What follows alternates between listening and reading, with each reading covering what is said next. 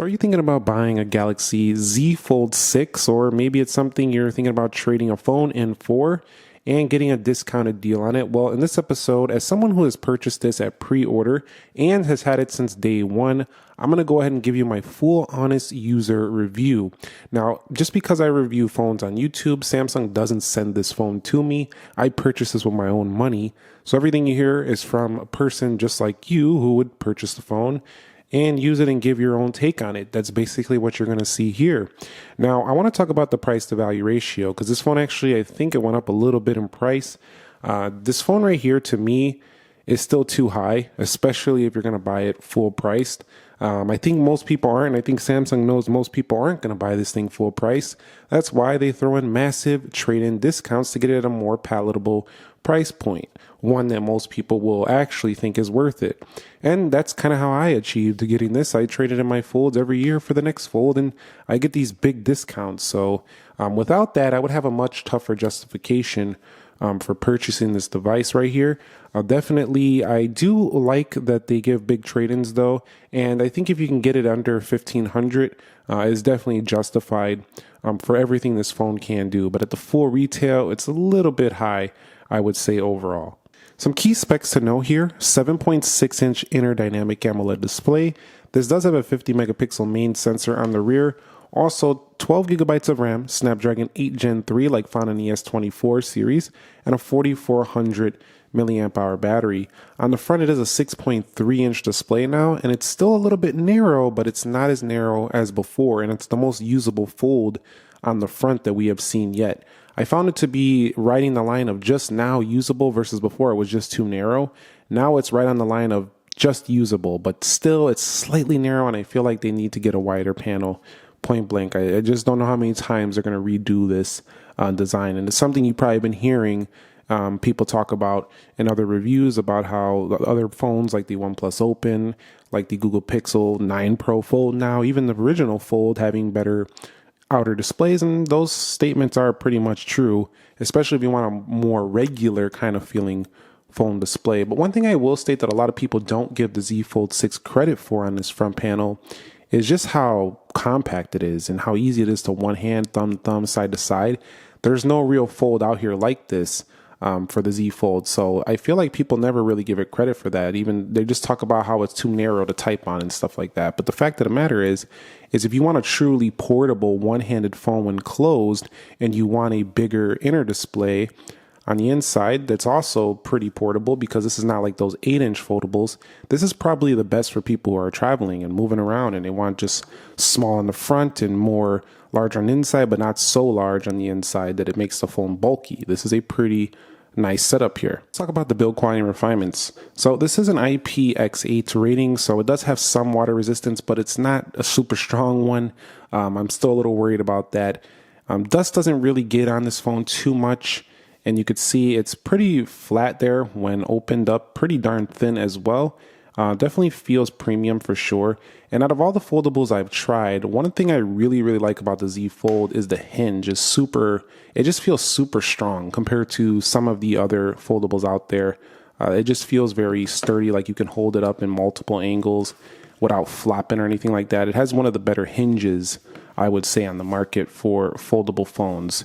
It can come on multiple angles right here, and it doesn't close shut until you close it shut. So this for the phone game kind of reminds me of the Surface Pro line with their strong hinges. For the phones though, this just feels really nice. So all those modes that they advertise this phone can do, definitely can do them, and it could do them very well. So really like the hinge in terms of the build. I also like how this phone definitely looks a little bit more square now. It just kind of like, it just looks nice. Like it looks like a foldable version of the S24 Ultra. Even when open, it's got like this squared look, like a little pocket notebook. I just like the squared feel of this. You might not like it, but I definitely prefer it. Let me know your thoughts on it. And the angles are a little bit sharp, but I think this whole layout right here really tends to bode well with the S Pen case. So if you get the S Pen case for this phone, which Samsung doesn't really throw in anymore for free, you got to buy that separate. I just think the canvas is really nice for drawing and stuff like that, and using all those built-in S Pen features that would come with the Samsung here, pens over here. especially some of the newer sketch to image AI based features where you can draw things. Just a nice canvas to do this stuff. So I like the shape of it for that reason. Also, the build on the inside, this is still a plastic display, so you can't dig your nails in here. You still got to be careful, and it's still delicate in that sense. So that's something I still would be a little bit concerned about with the Z Fold 6. You still got to be careful on that inner display. When the phone is closed, it's also not super thick, although it's definitely thicker than your standard thin smartphone. It's still usable, and because it's kind of narrow, it's not that bad, but definitely still feels like a little brick in your pocket. And then over here, we do have ourselves a fingerprint sensor, volume rocker, SIM card tray. And when you pull that SIM card tray out, it actually shows a second section where you probably could have put a storage card, but Samsung blocked that. So this phone could have SD card expansion, but it doesn't. You'll see over here, we do have some microphones and then some holes over there for listening to voice. You'll see right here, Samsung logo on the left, and then at the bottom, USB-C, more microphone holes, things of that sort. Also, the camera over here, they got a little bit bigger on the circular rings on the outer edge of the Z Fold 6 right there. Just generally speaking though, overall, it's just a pretty clean, nice phone here, I would say. I definitely have liked this Z Fold's kind of like shape, refinement, polish more than any Z Fold that came before it. It's been my favorite one to use yet. So let's talk about display quality. We'll start with the cover display. So the cover display is 120 Hz OLED as well.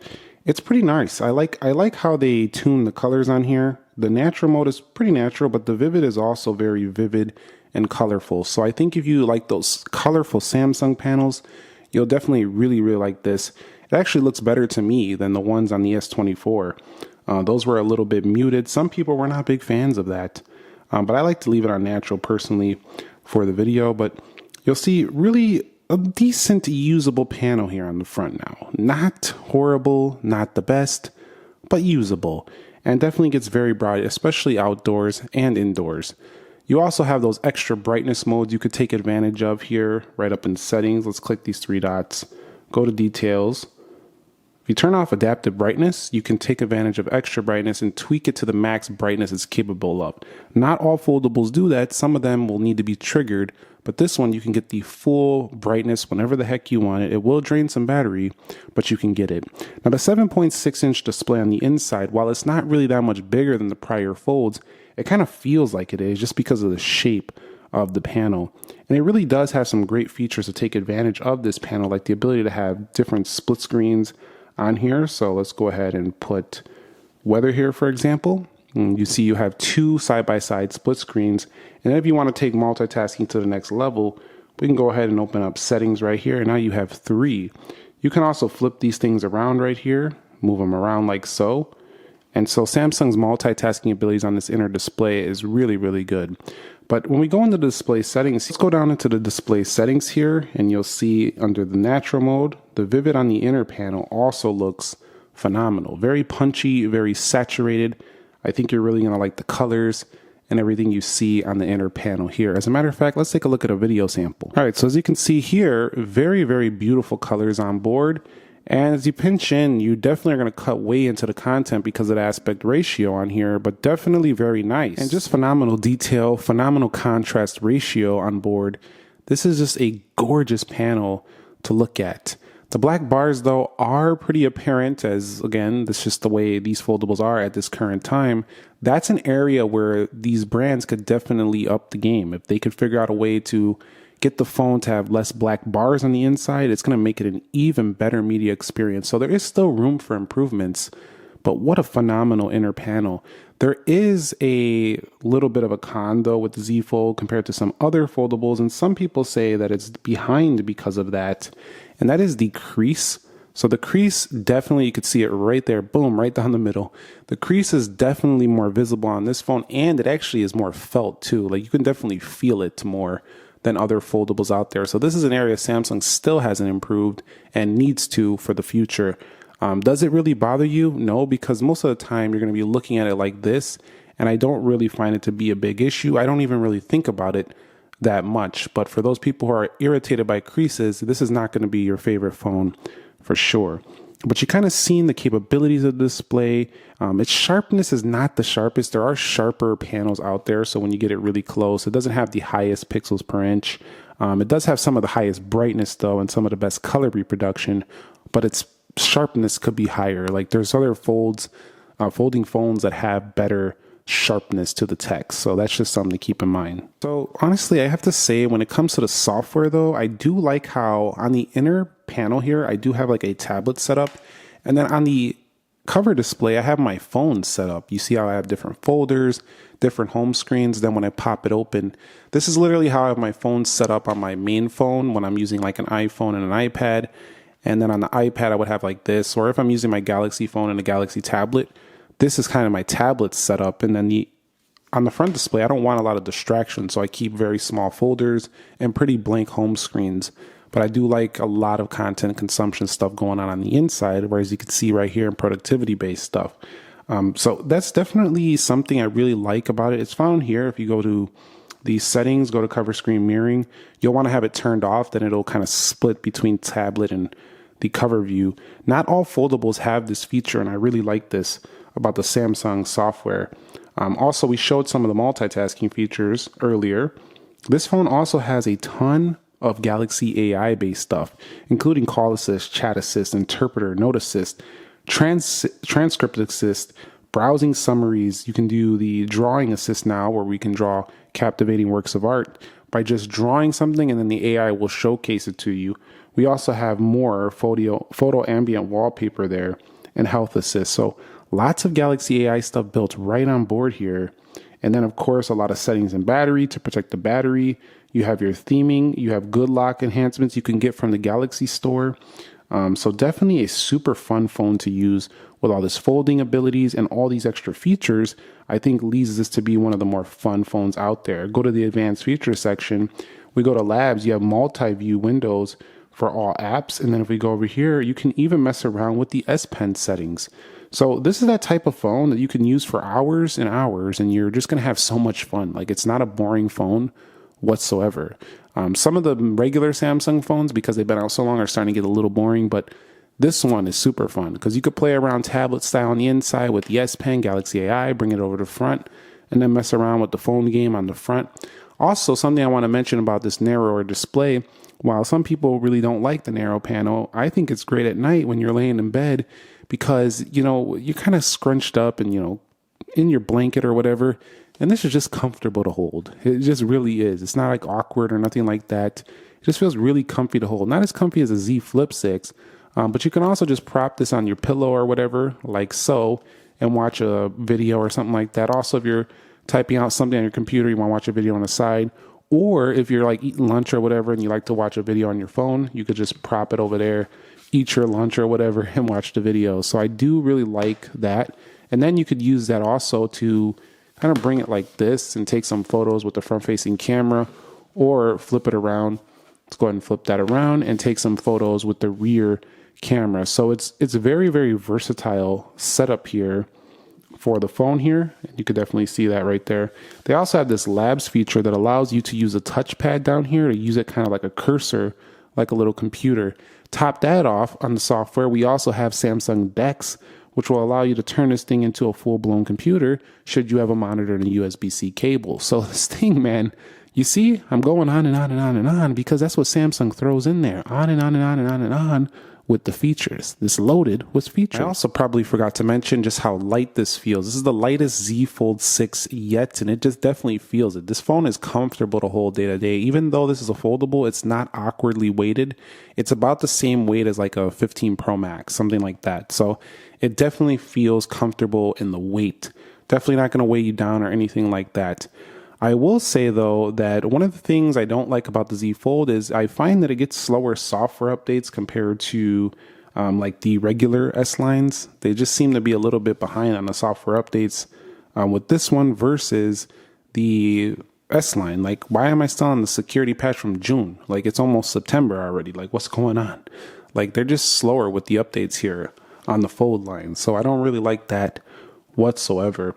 But it's just something to keep in mind, just a little bit slower, but they do come in as promised, and you are getting like 7 years of software support here, like 5 major, 2 security, something like that. So definitely getting long-term support on this phone. When it comes to performance, Samsung has absolutely nailed it this year on all of their phones, being super smooth, super fast. This is no longer the Samsung of past where you would have some chop here and there, something like that. Now, some people think that the Android apps are still not as, polished as some of the iOS based apps. And that is true to a degree because developers spend a bit more time on their applications for Apple products. But over here, this has been pretty good overall. And I think it's one of the more polished foldables out there in the area of software. And it's one of the reasons why you probably will want to pick up a Samsung Fold over, say, the competition. And it's because their software, they've been having the Fold for a while. They do have a lot of great software tricks and polish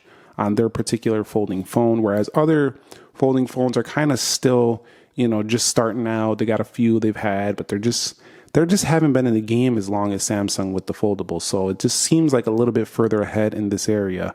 And it's one of the reasons why I like it. And now they combine that with rockstar performance. I've never actually really had major issues with any of the folds on performance, to be honest with you.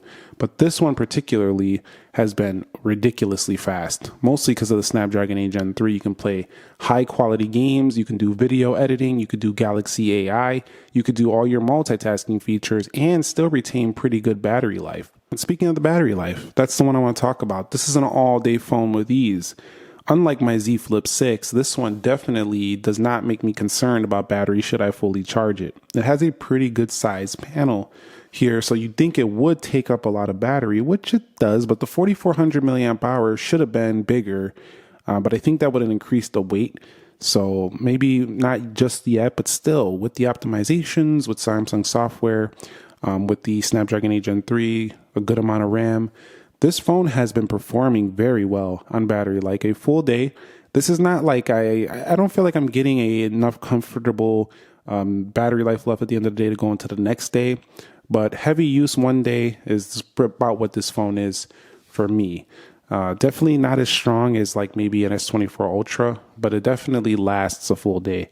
Whereas a Z Flip, if I'm using that thing heavy, it definitely drains a little bit quicker than this one. So of the foldable phones they have, this is the battery beast between both of them. I definitely like it. Audio performance has also been pretty darn good, and especially when you have it folded open here or unfolded, it definitely has really good audio. It doesn't really let you down too much in that area either. The camera though, this is the one thing that a lot of people want to know a lot about with this phone. Have they improved the camera? And I'm not seeing it too much. It kind of looks similar to last year. There might be a few little enhancements here and there, but the camera itself just doesn't seem like a flagship phone level camera. It feels like one of their more mid-range or upper mid-range cameras. I'm going to say maybe like base model S24. That's not really mid-range, but it's like the base entry. Something like that. It's not S24 Ultra good. Let's just put it that way. It's not S24 Ultra good. And that's something that I really, really want at a Z Fold already. Can we get the S24 Ultra level cameras? Come on, Samsung. Like, let's do this already, bro. Like, this is the phone I want to use, over that phone because it has all the folding features, but I want the best cameras. And they're still not here yet. Do they disappoint me? No. Can you use the front camera with the rear cameras for a selfie? The answer is yes. You could definitely do that. You can also split the views. And there's some fun features here. You can get some amazing selfies because of the rear camera being on, rear camera selfie. So that's amazing. Don't get that twisted. You can get amazing selfies. But I want these rear cameras to go to the S24 Ultra level of quality. And they're just not there yet. But they're not disappointing. They're good enough, and they're definitely not a deal breaker. They're just not S24 Ultra good. So check these samples out I took with this phone and let me know your thoughts on the Z Fold 6's camera.